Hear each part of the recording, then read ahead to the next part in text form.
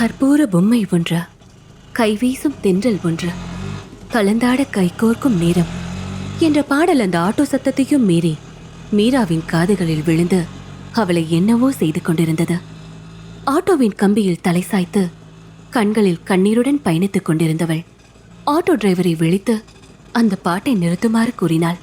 அண்ணா, கொஞ்சம் இந்த பாட்டை ஆஃப் பண்றீங்களா ப்ளீஸ் என்று அவள் கேட்க, ஏன் பாப்பா, பாட்டு நல்லா தானே இருக்கு என்றார் அந்த ஆட்டோ டிரைவர். ப்ளீஸ் அண்ணா, நான் இறங்கினதுக்கு அப்புறம் நீங்க போட்டு கேளுங்க என்று மீரா கூற, ஓ, பழைய பாட்டுனால உனக்கு பிடிக்கலையா? அப்ப நான் உனக்கு புது பாட்டு போடவா பாப்பா என்று அவர் கேட்க, எனக்கு பாட்டு வேணா ஒண்ணு வேணா, தயவு செஞ்சு அதை ஆஃப் பண்ணுங்க என்று எரிந்து விழுந்தாள் மீரா. இந்த பொண்ணு பச்சை மிளகாய் சாப்பிட்டு வந்திருக்கும் போல, இவ்வளவு காட்டமா இருக்கு என்று எண்ணிக்கொண்டே பாட்டை ஆஃப் செய்துவிட்டு தன் வேலையை தொடர்ந்தார் ஆட்டோ டிரைவர். பொதுவாக மீரா இப்படி யாரிடமும் எரிந்து விழுபவள் அல்ல. எப்பொழுதும் சிரித்த முகத்துடன் பேசுபவள். முக்கியமாக யார் மனதையும் புண்படுத்திவிடக்கூடாது என்பதில் கவனமாக இருப்பாள். ஆனால் இன்று அவள் மனநிலை நேரெதிராக இருந்தது. இருக்காதா பின்ன? டாக்டர் பெரிய குண்டையல்லவா தூக்கி அவள் தலையில் இறக்கி இருக்கிறார். அதை கேட்டதிலிருந்து அதிர்ச்சியோடும் தன்னை படைத்த கடவுளின் மீது கோபத்துடனும் இருந்தாள் மீரா. இன்று அவள் பிறந்த நாள். அவள் பிறந்த நாளுக்கு அந்த கடவுள் பரிசாக எதையும் கொடுக்க வேண்டாம். ஆனால் மனதில் இருக்கும் நிம்மதியையாவது குலைக்காமல் இருக்கலாம் அல்லவா? அதற்கும் அல்லவா பெரிய வெடியாய் வைத்து விட்டார் என்று எண்ணியவளுக்கு துக்கம் தொண்டையை அடைத்து கண்களின் வழியே கண்ணீர் வெளியேறியது. கொஞ்ச நேரத்திற்கு முன்பு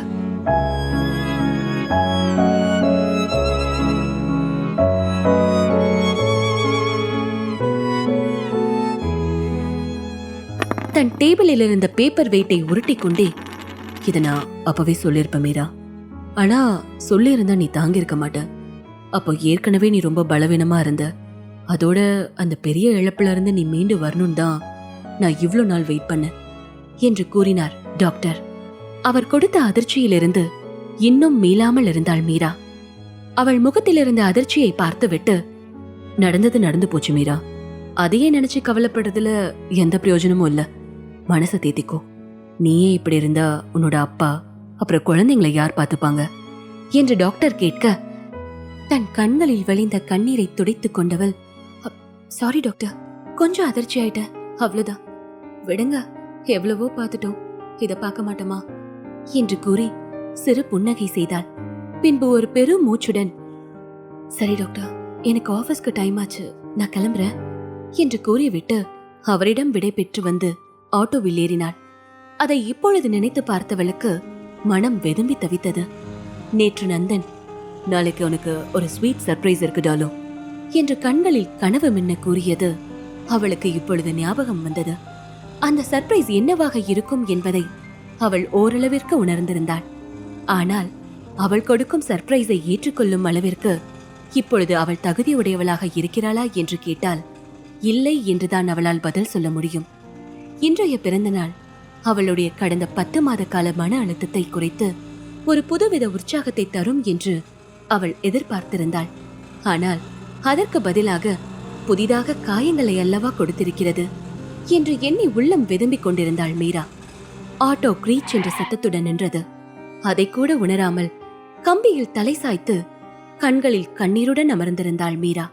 பாப்பா, நீ சொன்ன இடம் வந்துருச்சுல்ல, இறங்கலையா என்று ஆட்டோ டிரைவர் கேட்க, அப்பொழுதுதான் தன்னிலை உணர்ந்தவள் தன் கண்களை துடைத்துக் கொண்டு கீழே இறங்கி 200 ரூபாய் நோட்டை எடுத்து அவரிடம் நீட்டிவிட்டு அந்த ஐடி கம்பெனியை நோக்கி நடந்தாள். பாப்பா, பேலன்ஸ் வாங்கிட்டு போ என்று அந்த ஆட்டோ டிரைவர் கூறியது அவளுக்கு சுத்தமாக கேட்கவில்லை.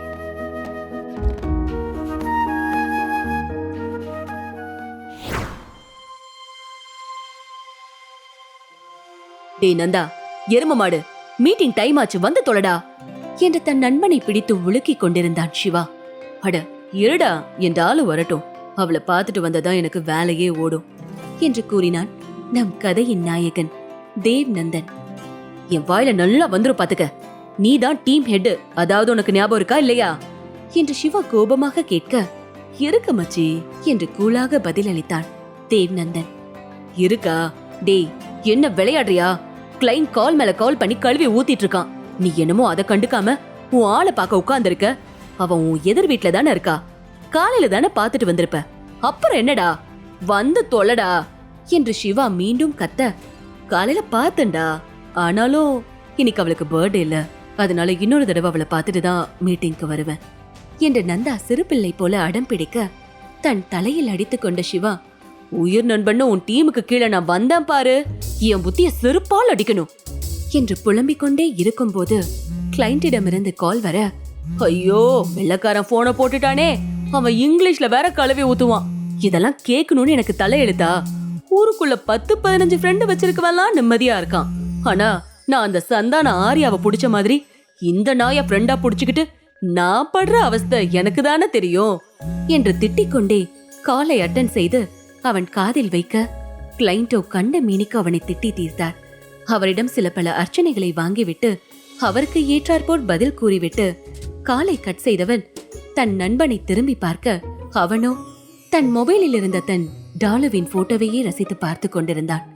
அதை கண்டு காண்டான சிவா அவன் தலையில் பட்டென்று ஒரு அடி வைத்து, ஏண்டா கோமடி தலையா, அந்த வெள்ளக்காரன் என்ன கழுவி கழுவி ஊத்துறான், உனக்கு பதிலா கால் அட்டன் பண்ணி நான் திட்டு வாங்கிட்டு இருக்கேன், நீ என்னடானா போட்டோலயே உன் ஆள் கூட குடும்பம் நடத்திட்டு இருக்கியா என்று கோபமாக கேட்க, தன்னை நிம்மதியாக சைட் அடிக்க விடாமல் தொந்தரவு செய்யும் தன் நண்பனை திரும்பி பார்த்த நந்தா, டேய் உனக்கு என்னதான்டா பிரச்சனை என்று எரிச்சலுடன் கேட்க, எது என்ன பிரச்சனையா, அங்க அமெரிக்கன்கார அவன் தூக்கத்தை கெடுத்துக்கிட்டு நம்ம மீட்டிங்காக வெயிட் பண்ணிட்டு இருக்கான், நீ என்னடானா மீட்டிங் அட்டெண்ட் பண்ணாம இப்படி அழிச்சாட்டியம் பண்ணிட்டு இருக்க என்று கேட்க, நான் என்னடா பண்றது, என் ஆளை பார்த்தாதான் எனக்கு மைண்ட் ஃப்ரெஷ் ஆகுது, இவ்ளோ நேரம் பொறுத்துக்கிட்ட, இன்னும் கொஞ்ச நேரம் பொறுத்துக்கோ மச்சான், அவ இப்ப வந்துருவா பிளீஸ்டா என்று நந்தா கேட்க, தலையில் அடித்துக் கொண்ட சிவா, நான் பொறுத்துக்கு வேண்டாம் உன் கூட குடும்பம் நடத்துற பாவத்துக்கு, எல்லாத்தையும் நான் பொறுத்துக்குவேன், ஆனா அந்த வெள்ளக்காரனுக்கு என்ன தலையெழுத்தா, கோடி கணக்கா லாபம் வர ப்ராஜெக்ட நம்ம கிட்ட கொடுத்துட்டு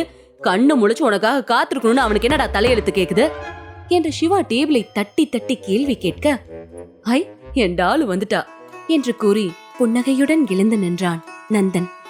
அவனை கொலை வெறியுடன் பார்த்த சிவா, இங்க என்ன போயிட்டு இருக்கு, இந்த நாய் என்ன பண்ணிட்டு இருக்கான் பாரு என்று எண்ணிக்கொண்டிருக்க, குறுகுருவென தூரத்தில் வந்து கொண்டிருந்த மீராவை பார்த்த நந்தா, என் டாலு ஏண்டா இவ்ளோ டல்லா இருக்கா என்று சிவாவிடமே கேள்வி கேட்டான். அதை கேட்டு கடுப்பான சிவா, இங்க பாரு, அவளை பாக்குறதுக்கு மட்டும்தான் இப்ப உனக்கு பெர்மிஷன், மூஞ்சி ஏன் டல்லா இருக்கு, முடி ஏன் கம்மியா இருக்குன்னு அவகிட்ட கேள்வி கேட்க எல்லாம் பெர்மிஷன் கிடையாது, அதையும் மீறி நீ அவகிட்ட போன மவனே ஃப்ரெண்டுன்னு கூட பார்க்க மாட்டேன், அதான் உன் ஆளை பாத்துட்டல, மரியாதையா மீட்டிங்க்கு வா என்று கூறி தன் நண்பன் முதுகில் 2 அடி வைத்து அவனை மீட்டிங் அறையை நோக்கி இழுத்து சென்றான் சிவா. மீராவின் வாடிய முகத்தை மனதில் நிரப்பிக் கொண்டே, பிறந்த நாள் அதுவுமா என் டாலு ஏன் இப்படி இருக்கா, காலையில நான் பர்த்டேக்கு விஷ் பண்ணும் போது கூட நல்லா தானே இருந்தா என்று எண்ணி குழம்பியவாறே வேறு வழி இல்லாமல் கடமையை பார்க்க சென்றான் தேவ் நந்தன். யார் அந்த நந்தன்? மீரா. எதை நினைத்து மீரா இவ்வளவு வருத்தப்படுகிறாள்?